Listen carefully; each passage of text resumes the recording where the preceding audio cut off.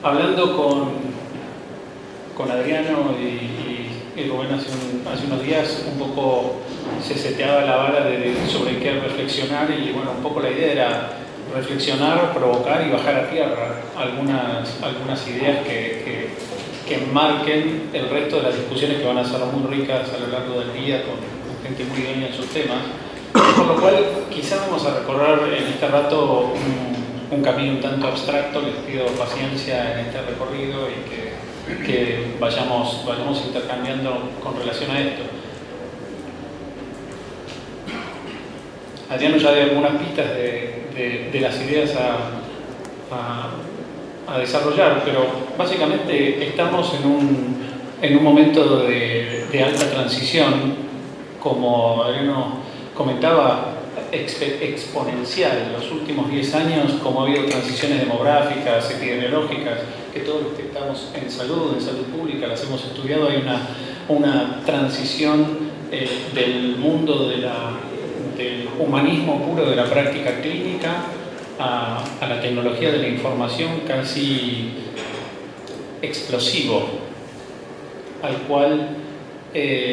y en el cual la medicina basada en la experiencia pasó a la medicina basada en la evidencia, a grandes bases de datos y al dato socializado como eje de la prestación y de un criterio colectivo de práctica, en el cual el saber ya no es propietario del que tiene el conocimiento, sino que es un fenómeno social que trasciende incluso el título de médico. ¿Sí? Por eso todos los que están acá y practican son confrontados diariamente con pacientes o la comunidad o la sociedad que nos confronta con la evidencia que a nosotros nos cuesta seguir al ritmo. Como comentaba recién, en este contexto en el que igual estamos transitando, sin duda el dato, y este es el comienzo de las abstracciones, cumple un rol central. Estamos en el mundo de data. Data forma parte de la forma en que incluso nosotros nos comunicamos. Data mining, data warehouse, data analytics, big data. Data tiene múltiples dimensiones, y en lo que me gustaría profundizar es, a partir de las complejidades que tiene la data en el mundo de salud, es dos dimensiones del dato, especialmente uno bajado a la realidad no solo de la salud en la Argentina, sino como se diría, en el mindset, en la forma de entender el dato en el trato individual entre el médico y el paciente. Así que los invito a recorrer esto, en el cual el primer planteo es por qué la data en salud es compleja. Este gráfico a lo que apunta es a mostrar eso. La mayoría van a ser en español de nuevo, pero alguno en inglés, lo comento brevemente. Pero básicamente hay múltiples dimensiones del dato de salud que lo hacen distinto a cualquier otro dato. Por eso muchas veces uno cae en la tentación de decir ¿por qué, por ejemplo, la FIP desarrolló tremendos sistemas informáticos y en salud los sistemas no acompañan ese desarrollo? Lo hemos escuchado acá incluso, y es un planteo que uno hace. Cómo desde el Estado desarrollaron tal capacidad tecnológica para la política fiscal y no para las políticas de salud, porque tiene complejidades adicionales. Como por ejemplo que el dato pasa del humanismo a la cuantificación, pero el registro es un registro no digital del origen y que intervienen muchas valoraciones, ponderaciones e ingresos de personas. Porque el formato, como decía, no está digitalizado, porque hay la locación donde el dato se colecta son múltiples, porque la estructura es difícil de homologar, porque hay infinitas variables que intervienen en la captura del dato. Entonces esto hace que el dato de por sí sea particularmente complejo en salud. Para encuadrar esto les propongo hablar del dato en dos dimensiones, una dimensión sistémica y una dimensión individual. Y en la dimensión sistémica, Adriano comentaba, y esto simplemente plantea la transición que ha habido desde la eficacia experimental y al deployment de la tecnología basados en volumen, a partir de ensayos clínicos randomizados, a la inversión de esto y la aproximación del valor en la vida real de las tecnologías, incluso en el proceso de desarrollo experimental a partir de la evidencia del mundo real. Esto es una transición que operó, que ya, hasta como decía Bruno, empieza a ser vieja, ¿sí? Ahora, nosotros estamos para adaptar un marco de tendencias y lo que es viejo en algunos lugares para nosotros es utópico todavía. ¿Por qué? Porque a veces falta lo más esencial.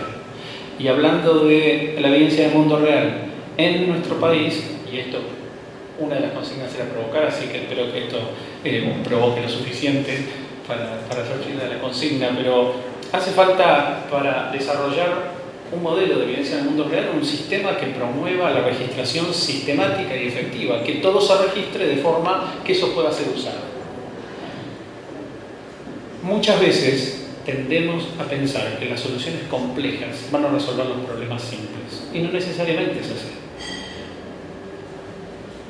Nosotros de por sí vivimos y todos sabemos, y no voy a entrar en el detalle de lo complejo que es nuestro sistema de salud, pero algo sí que es inaceptable es que nosotros no tengamos un sistema de nomenclatura estandarizada. Es inaceptable. Si alguien opina lo contrario, le pido que levante la mano, después lo conversamos. Pero creo que todos coincidimos que no tener un sistema estandarizado de nomenclatura en esta etapa es una postergación inaceptable de la función del gobierno. ¿Sí? De gobierno, no de un gobierno, de gobierno, de la función de gobierno. La registración es manual y voluntaria. Como sistema, nuestro sistema, la registración es manual y voluntaria, en su gran mayoría. Se registra lo que se desea y se registra muchas veces el registro manual. Todos ustedes que hacen práctica y muchos que han hecho práctica hospitalaria recordarán resultados de estudios escritos en el dorso del electro, por ejemplo, ¿sí? En el dorso de un electro o en el sobre de una placa, ¿sí? Los registros, por lo tanto, tenemos un sistema de registros incompletos. Los registros incompletos y el registro manual y voluntario lleva a comparaciones incomparables, a sumas que no suman y a inferencias engañosas. Nuestro sistema es un sistema que, debido a todo esto, termina siendo poco transparente, no necesariamente por voluntad, sino por impericia o falta de desarrollo de estas cosas que son muy básicas.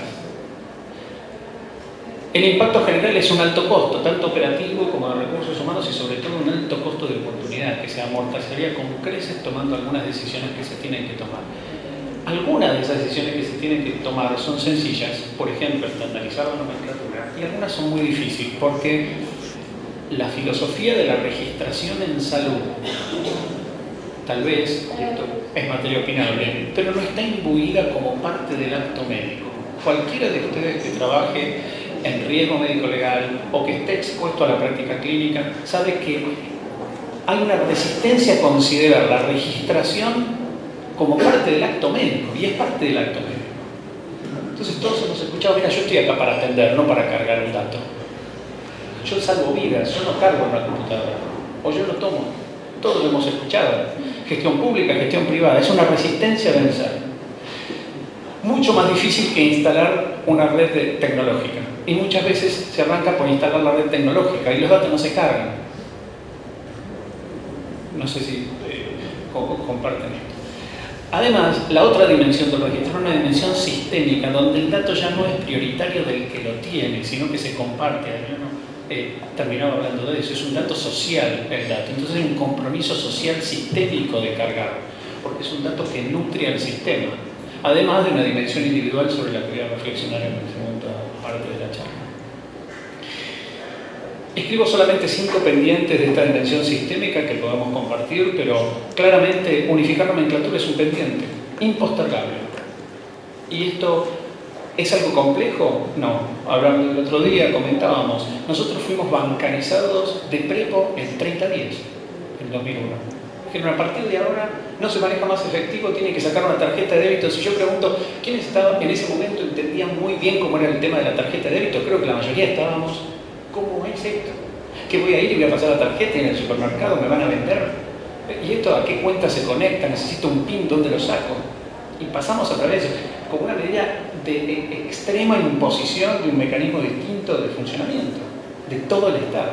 Entonces, decir, a partir de ahora o dentro de 6 meses, acá se va a hablar en esto, es simplemente una decisión que a uno le cuesta ver porque no se puede tomar. Cuesta ver. Generar conciencia de registro y capacitar el recurso humano se relaciona con lo que decía antes.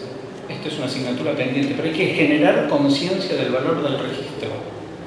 Si no, todas las iniciativas de evaluación de la información ulterior son fragmentadas, cuando en realidad la tecnología de la información debería ser una barrera, debería superar la barrera que nos impiden defragmentar el sistema. Cuando hablamos de cómo defragmentamos el sistema, ahí sí nos encontramos con verdaderos problemas estructurales, que va a requerir varios años de gestión resolver. Eso sí que no es fácil como la nomenclatura. Es un desafío enorme. Sin embargo, con estos pasos la tecnología podría tender puentes que desfragmenten. ¿Sí? No es para entrar en el detalle, pero por ejemplo, durante unos años en los que yo estuve en la ciudad de Buenos Aires se comenzó a facturar a privados. Gente con cobertura. Todos coincidirán que si una persona tiene cobertura médica a un hospital público, debería su cobertura médica pagar por el servicio que se le vendió en el hospital público. Todos coincidimos en eso. Eso dependía de registración. Lo que no se registra no se factura. ¿Sí? Pero para eso había que romper el paradigma de que el sistema público está para atender y no para registrar. Y ese era un beneficio que el sistema público perdía. ¿Me siguen? Luego, fortalecer las redes y sistemas informáticos y definir e instrumentar y monitorear un esquema de registración obligatoria. Tiene que ser obligatoria la registración, no puede ser optativo, porque si no siempre queda la duda sobre la consistencia de los datos. Y por último, tiene que generarse una lógica de explotación y de diseminación consolidada. ¿Qué quiere decir? Alguien hablaba de las bases de datos a disposición de entes que manejen, administran y tengan depositada la autoridad para emitir informes consolidados respecto de los datos nacionales, del sistema, nacionales, privados. ¿Sí? Hablábamos que los equipos técnicos de cara a futuro hablan de una agencia o un Instituto Nacional de Evaluación de Tecnologías, puede ser ese, puede ser organismos que ya estén presentes, pero hay que aspirar a una estructura de explotación y de diseminación de información consolidada que sea validada y respetada por la comunidad. La dimensión individual tal vez es más abstracta que la anterior respecto del dato, pero para explorarla les propongo prestar atención a esta imagen. No sé si todos saben quién es el médico, pero es Hipócrates. Este es un cuadro que refleja una escena de Hipócrates atendiendo a un niño con su madre, ¿no? Viendo esta pintura, ustedes les pido que se concentren en la imagen, en la cara de Hipócrates, que está con la mirada perdida, reconcentrado en sí mismo, palpando. El niño en una absoluta situación de entrega, pueden mirar la mirada, mirando el infinito, entregado a las manos del médico, y la madre que tiene en la mano al hijo y mira en busca de respuestas al médico. Pueden ver la escena, se puede apreciar, ¿no? Es interesante ver esto, porque quizás es una escena que evoca un paradigma de contacto médico-paciente y de la relación con el entorno del paciente, en el cual el médico reconcentrado tiene la información adentro, el paciente tiene una entrega ciega y el familiar espera respuesta de este oráculo de saber que aloja el médico. ¿Sí? ¿Sí? Y este es un paradigma que está vigente, digamos, que la medicina opera bajo este paradigma.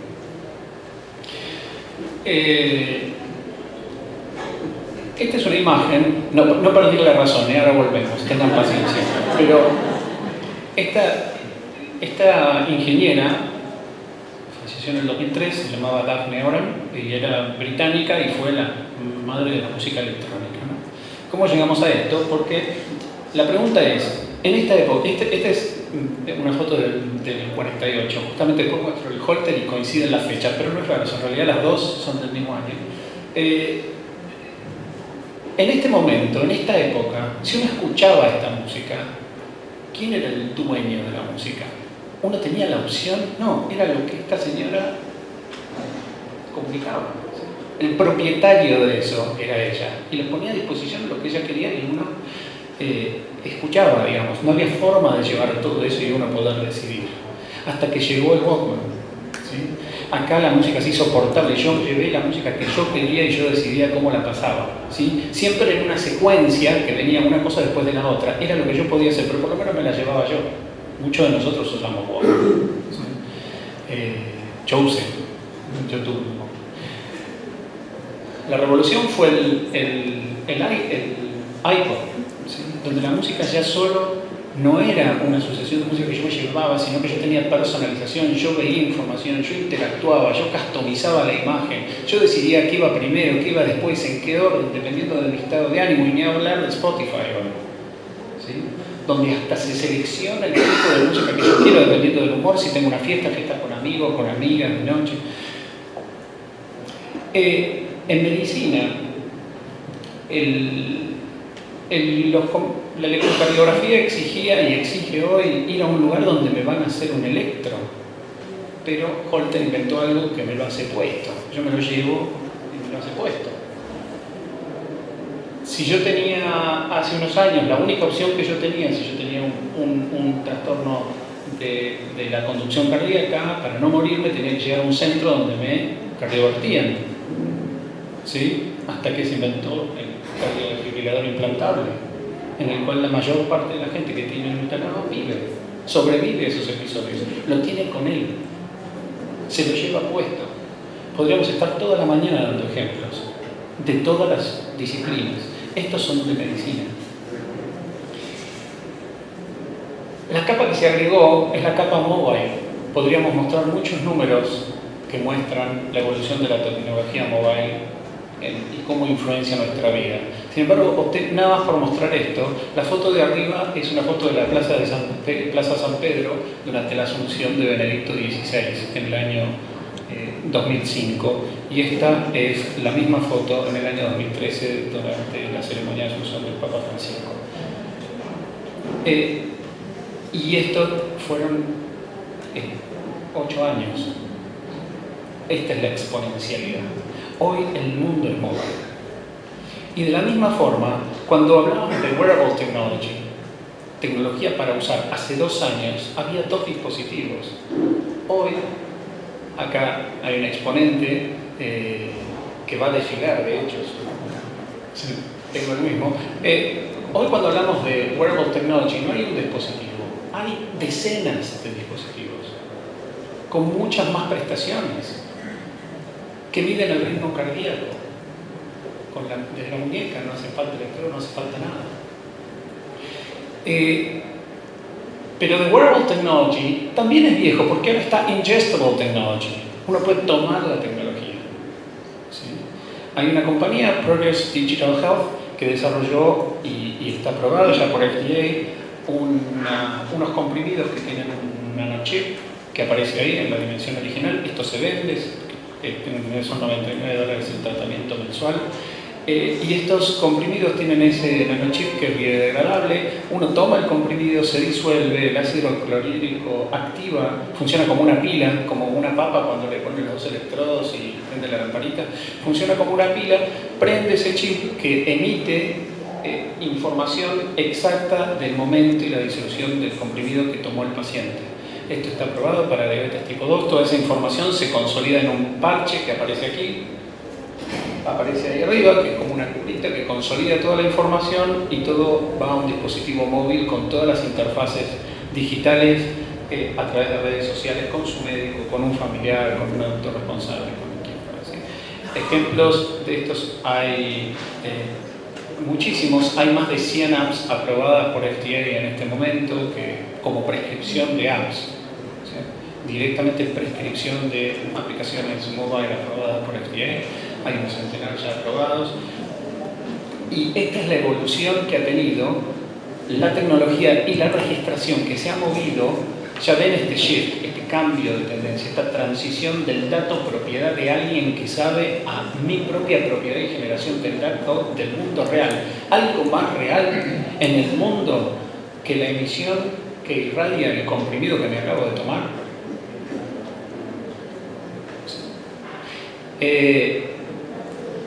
Claro que hay un paso más, que es el self-care technology.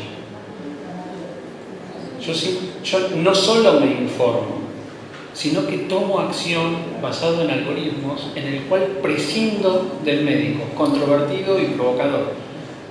Pero es así, como lo comentaba Adriano. La interacción digital con el profesional ya está dando paso a, como existen los algoritmos de Watson, a que el algoritmo de Watson me diga qué tengo que hacer yo sin ser un profesional. Esta es una compañía que se llama Scanadu. Les pido un minuto para ver este trailer de un producto que esta compañía desarrolla.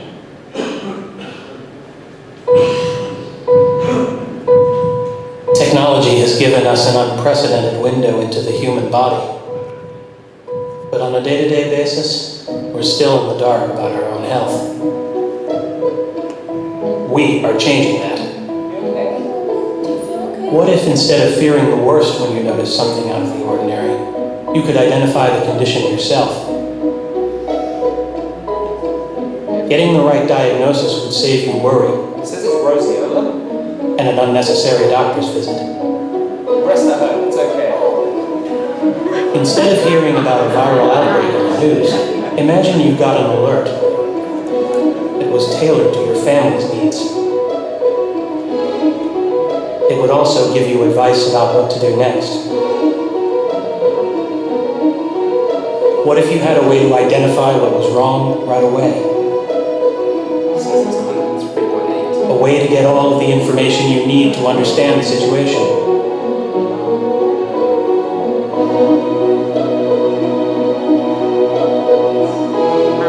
And in serious cases, you would know when and where to seek help.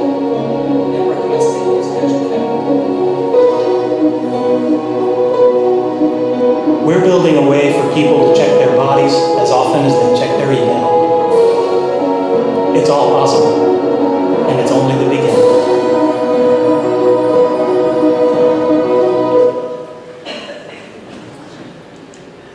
En el año 2007, la revista Time ponía esta portada en el cual decía que la persona del año era uno mismo. Esta tapa era un espejo. Y uno podía verse ahí y decía, el personaje del año 2007 para la revista Time era uno. Y dice, usted controla la era de la información. Esto fue en el año 2007. Y desde entonces, y desde antes, y mucho más hoy, la información, el tránsito de la información, la propiedad de la información, nos confronta con pensar de nuevo en este cuadro y ver si todavía este paradigma donde estos roles se desarrollan es un paradigma todavía vigente, todavía válido y sobre todo nos tiene que mover a la reflexión a todos los que practican la medicina y a todos los que administran sistemas de salud para estar al tanto de estas transiciones y reflexionar sobre el curso de la relación médico-paciente y la propiedad, derecho, acceso y uso de la información médica. Nada más, muchas gracias.